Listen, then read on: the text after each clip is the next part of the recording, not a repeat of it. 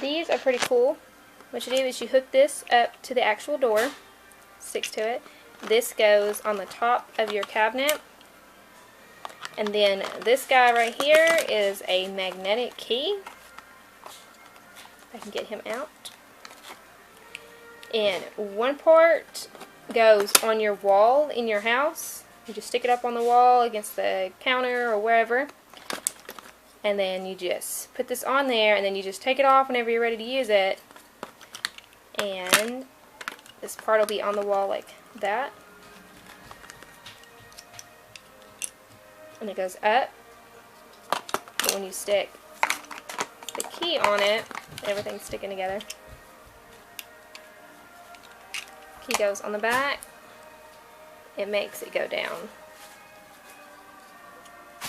Take it off. It goes back up.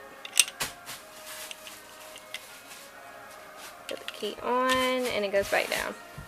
And it'll keep the cabinets locked, and there's no way of getting into it without the key. They give you 2 keys in case you lose one, but it's going to be on your counter, so hopefully you don't lose it.